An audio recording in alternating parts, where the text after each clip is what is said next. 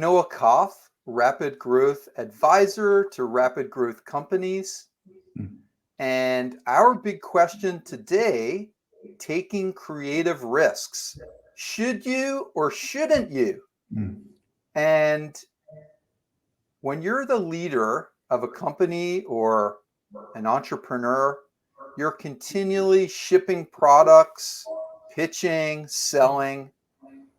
And on this journey, there's always going to be the safe road and the more creative, bold, riskier way for you to realize your vision and get your message out there.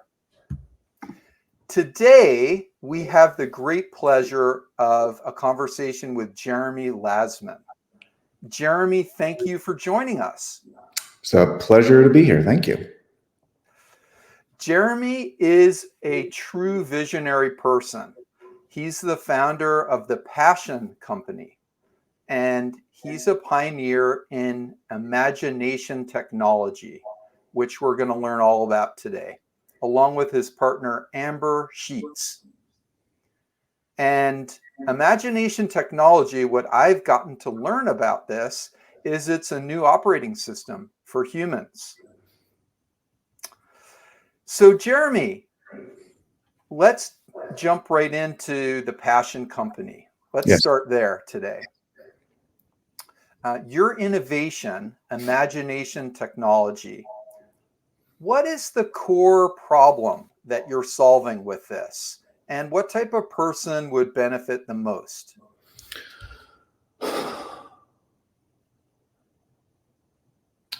Well, if we were to get to a core problem, on the basis of level, we're talking about the fear and negativity that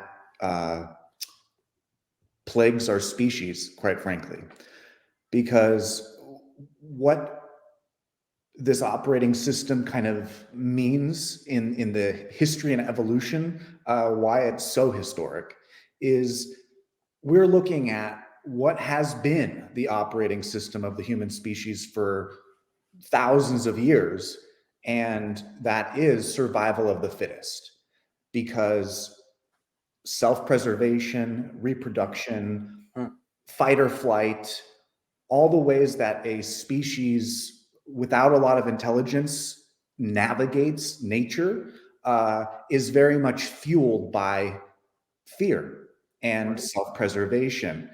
And what happened over time was we got these new level ups. We started to get more capabilities.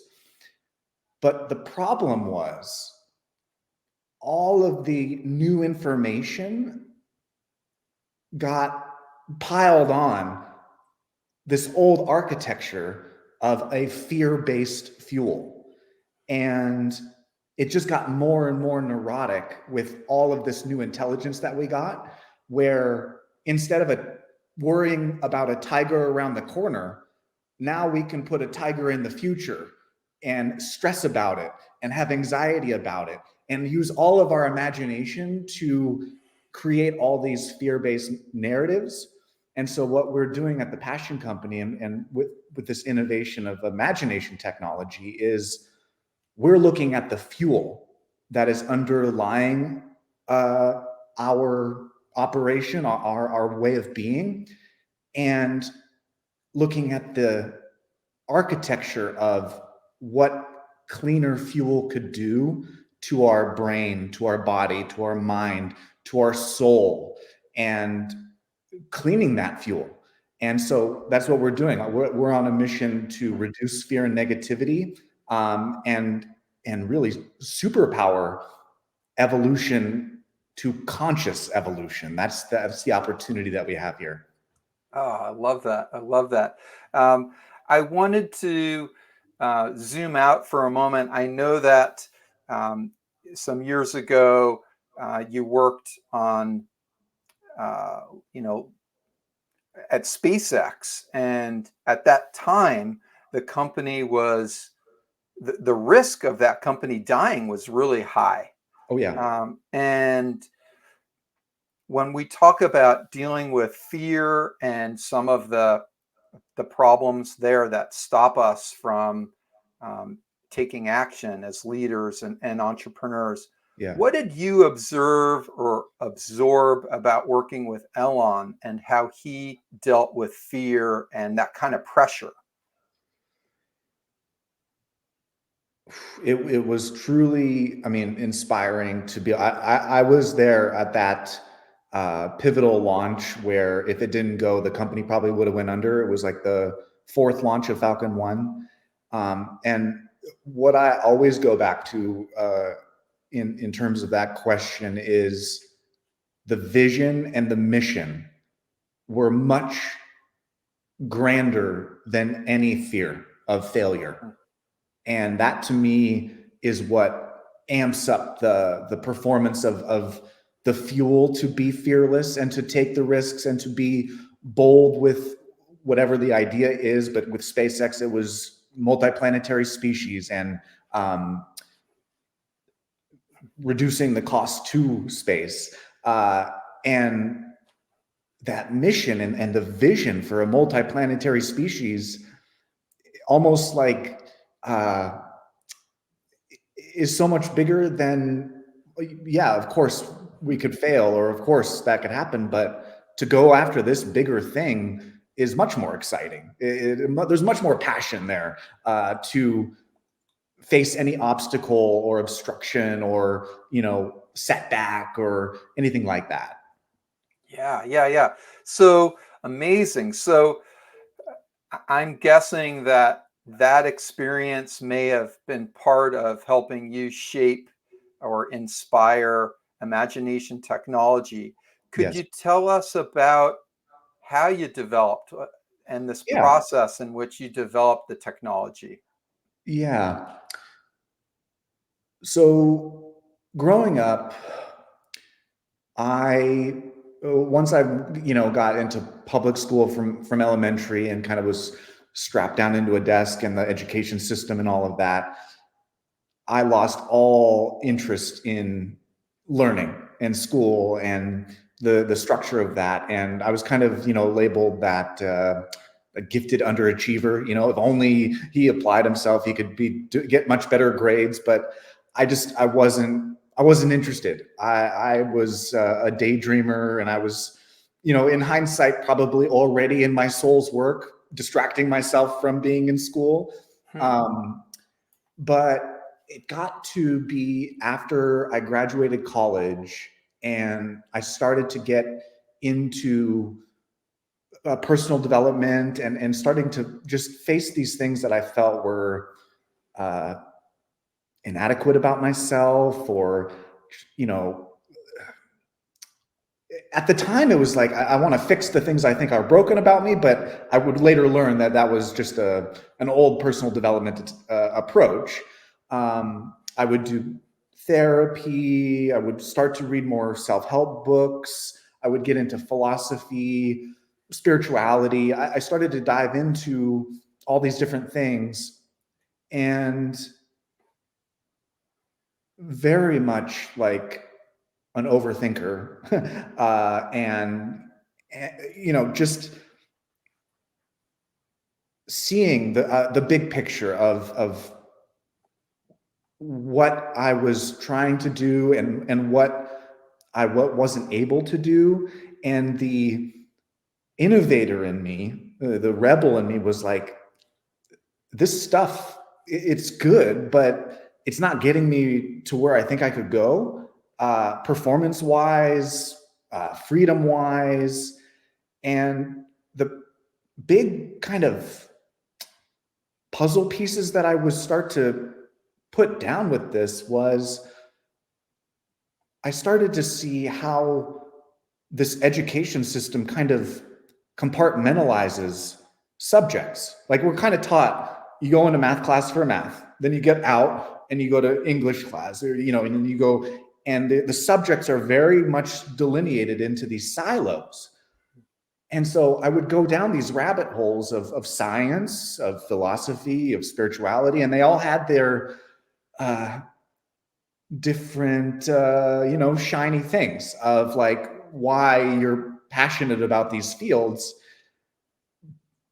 But the innovator in me was like, no, what would happen if you kind of crashed these silos and allowed the subjects to blend and play together?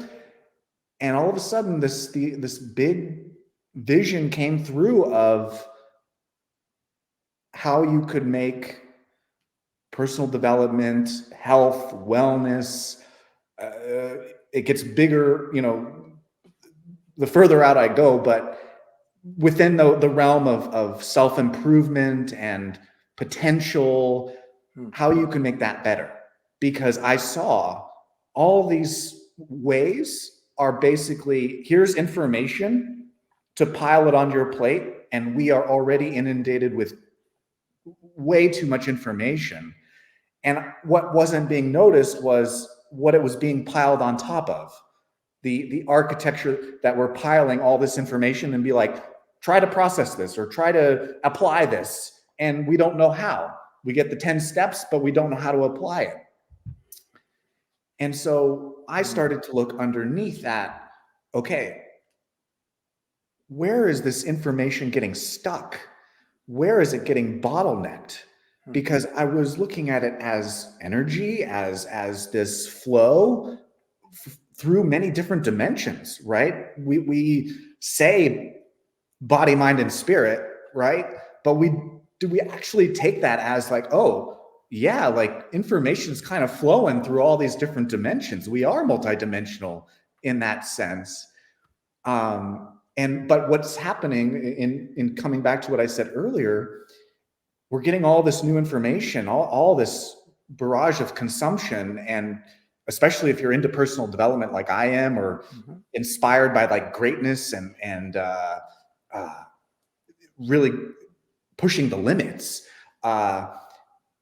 I saw that that hardware software dynamic of it was like we were running Windows 95 and trying to run all these new games on it, and it's just crashing all the time. This is the stress that people are under, the anxiety, all the negativity and limitation is because the underlying survival of the fittest is still operating when we have all this technology now that says that we can see the other side of the world instantly. We no longer have to carry the old fears of the threats that we used to. And that's where I started to develop this new operating system that is very counterculture to how we've been conditioned and programmed to run by fear rather than love and passion and a cleaner energy way of life. And that's really what we're doing at the Passion Company is we have that vision for a cleaner energy way of life. I love that. Yes, I do. I see that in my own life, and also working with clients and entrepreneurs. That energy is what moves people, and it's what gets people behind a vision. It's what helps people buy into an idea. It's really the energy that people are connecting with more than anything. I've seen that clearly. So you do all kinds of fearless things in your own life, from stand-up comedy to developing comics, and making music videos, obviously taking risks. And you're one of those folks that's not afraid of doing that. How have you changed personally since creating this operating system?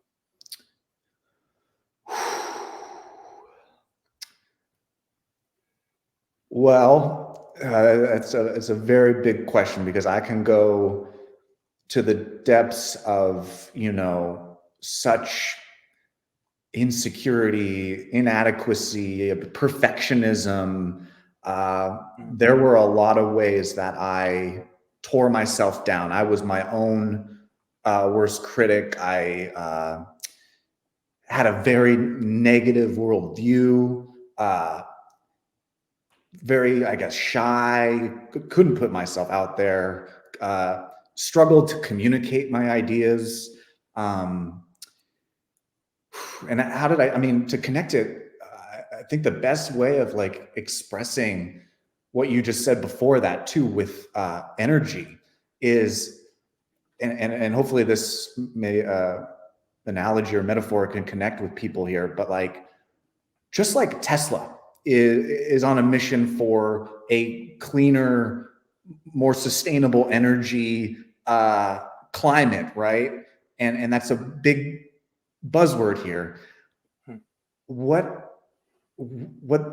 I saw first as my own test subject for how I've changed is it's about focusing on the inner climate.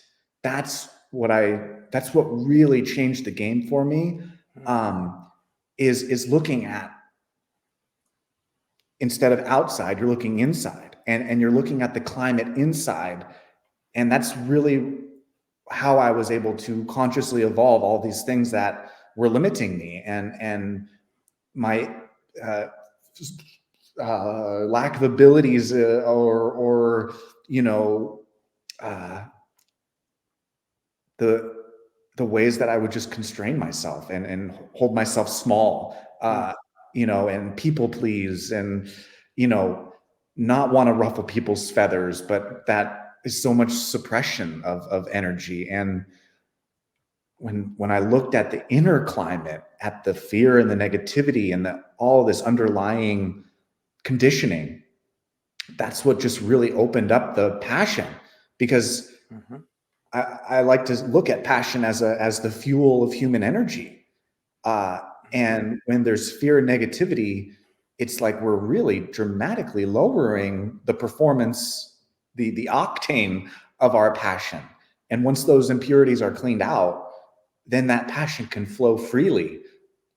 Healing, freedom, mastery, all these higher elements, and talking, personally with my journey, like that is the game changer that has allowed me to pursue uh, and have a vision. I feel. Amazing. Yeah, I agree that uh, you have transformed from your own technology. You're proof of that.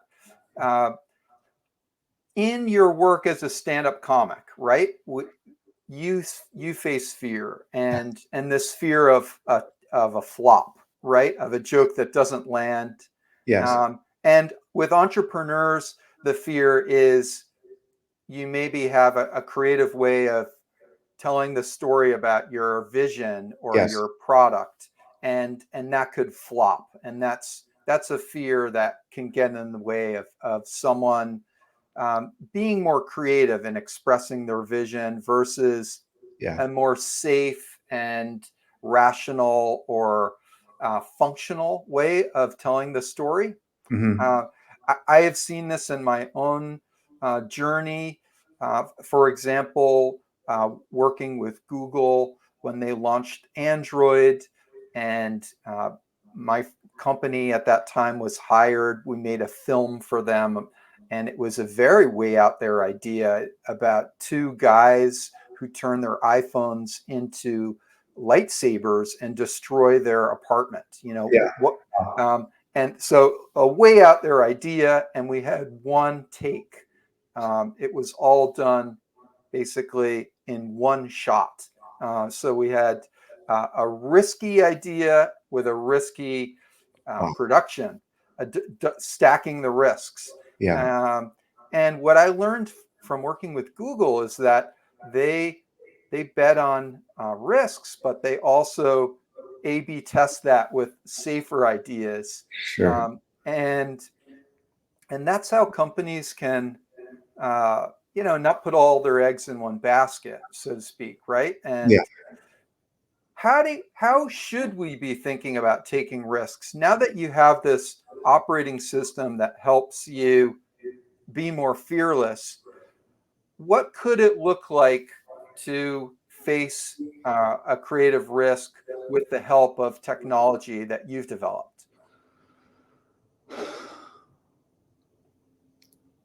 Well, I would say that when you have a cleaner inner climate, you're operating from much more peace, and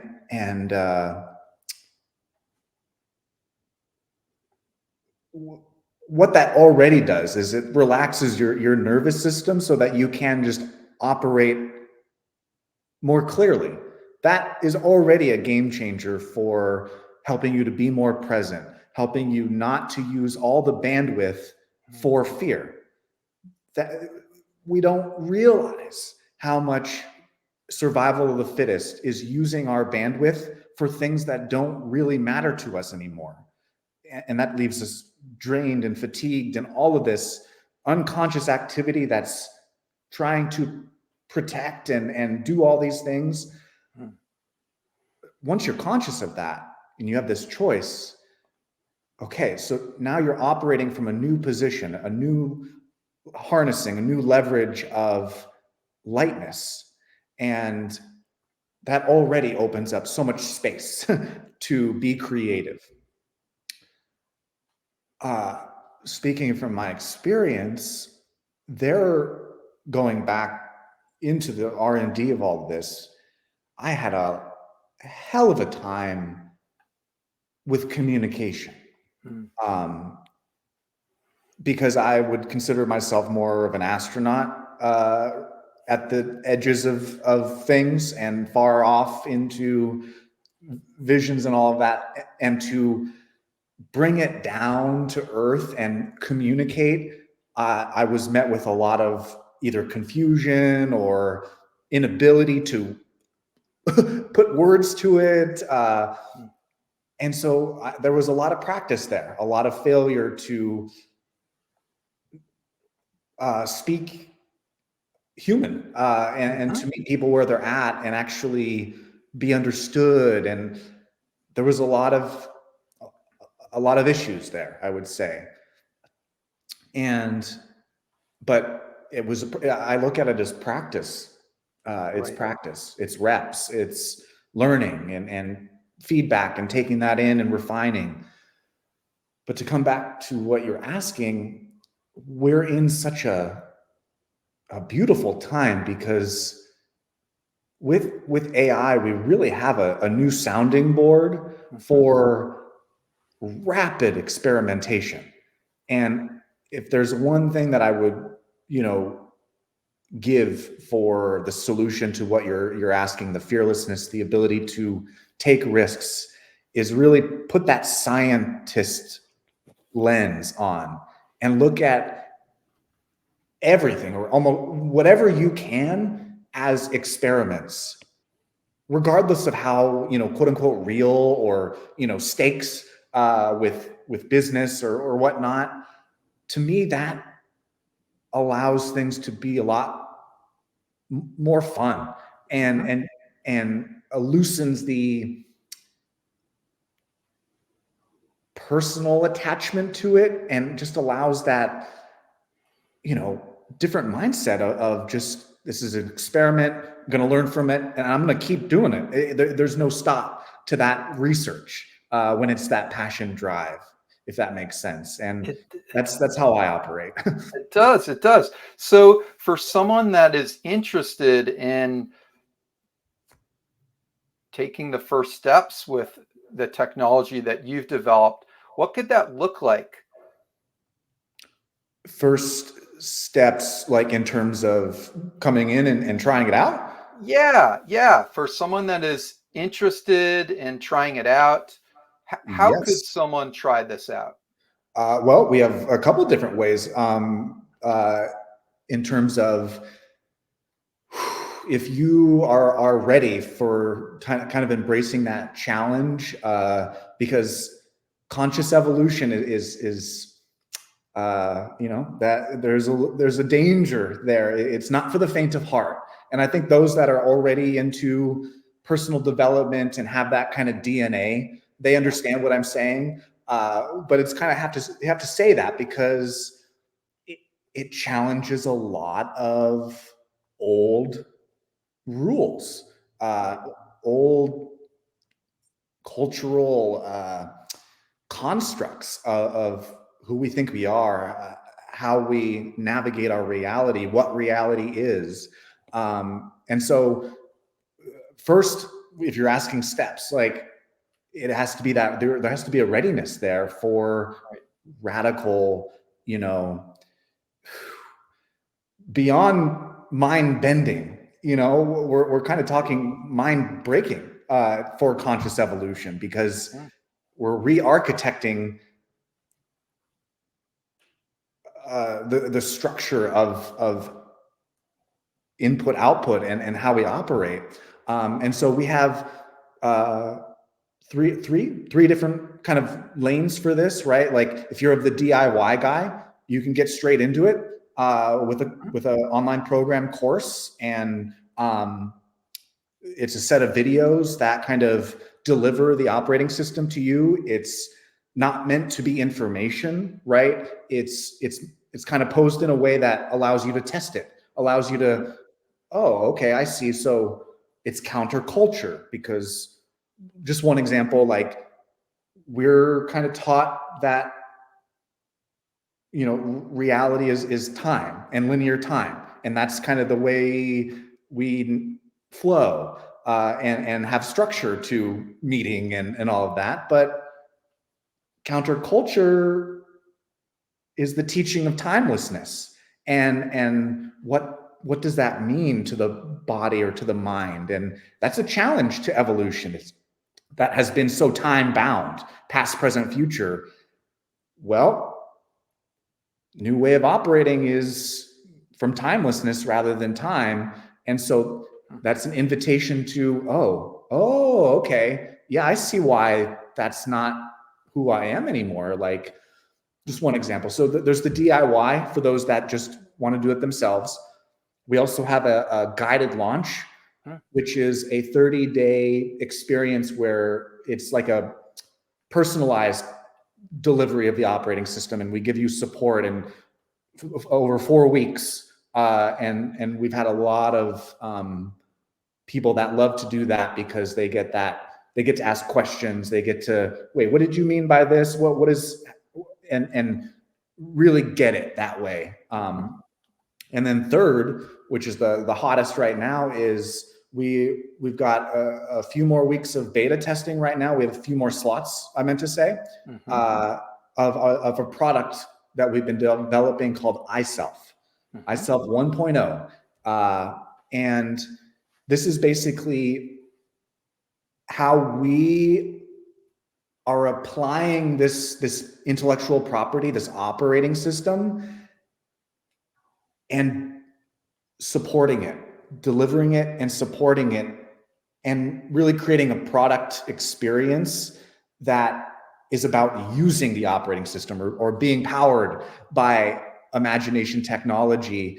And we have gotten such great feedback from our early beta testers and case studies that are kind of in the midst of their experience, their upgrade, and their application of it. And so I would say, if you're one of those early adopter neophiles, you like the cutting edge of tech, like I do, you should definitely hop in on being a beta tester, because we need that feedback for on our way to launch.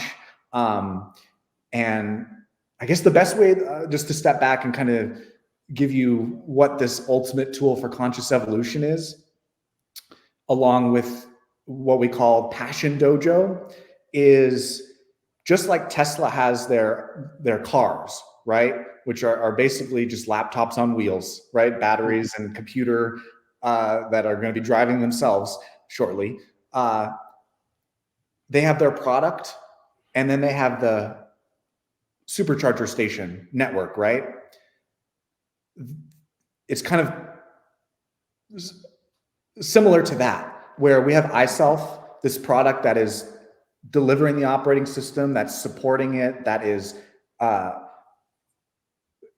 giving it to you. And then we have Passion Dojos, which are like this supercharger station to this experience, to get even more out of it, to supercharge your passion. It is like a virtual gym for self-mastery. I love that. So paired together, that's our ultimate experience of this new evolutionary operating system for conscious evolution, to understand the mechanics of it, to use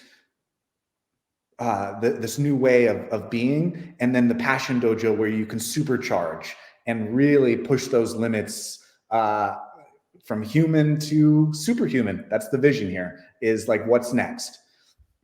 I'm getting it. So just like a smart car upgrades its operating system, Yes. an emotionally intelligent person would be using tech to grow smarter and more aware. Self-aware. Yep, exactly. I'm getting it. I love Right? that. I Because love the vision. that's mastery, right? Like, of course, we could look at mastery as a physical craft, painting, sports, uh, anything, marketing. Anything could be a craft that someone who has that DNA wants to be great at. That they want to be a master at something. Yep. But in the realm of conscious evolution, mastery is the martial arts of that way of life. Of first off, it's healing. What healing means. Then we're talking about freedom, different conversation, and then mastery is the never-ending refinement. Especially in terms of talking, people who would love this is people who care, truly care about the quality of their energy. Because not everyone does. Not everyone is passion driven. Some still want to be logical and protection and security and survival, and that's totally fine, right? But for those of us that want the soul, they want that higher purpose, meaning, spirit, they have a different drive, a different DNA, and they care about the quality of their energy. I care. I think you do too, right? And what that means is, there's such a sensitivity there of any negativity, any fear. Really, it needs to be sussed out, or else you don't have the highest quality energy. And that's why I love doing what I do. Fantastic. Yeah, I see that. It's very, very clear to me. Jeremy, for someone that is interested in learning more about imagination technology and the beta program, how could they find out more? Where should they go? Well, I believe in the show notes we'll have our website, but then I also invite people. I know that people love the quizzes, right? We have a "How clean is your energy?" Passionability quiz. We're the passion company. We see passion as a basic human need, and so that's our focus. And so we have a little quiz about the passionability, your ability to harness and leverage and perform with this passion, and to see how clean it is. I think you took it the other day too. You got a pretty high score. So yeah, I want to commend you for that. But yeah, go. I think we'll put that in the show notes, so that they can go take that quiz and see where you land, and then we can explore from there what your curiosity is. Like we talked about the lanes. We've put out great content. We got passion shots. And we're just getting going. So, yeah. Fantastic. Well, it's been such a pleasure learning more about you and your innovations. And I'm so excited to see how this new operating system can help many more people, visionaries, entrepreneurs, leaders, have cleaner energy Yes. and and better awareness of their self and develop their self to their fullest potential. So thank you so much for sharing your vision and your innovations with our community, and Pleasure. I will see you soon. Thank you very much for having me, Noah. It was, thank you for the questions. Thank you for the opportunity. Love to be back anytime. This was a lot of fun. Thank you. Brilliant. Thank you so much.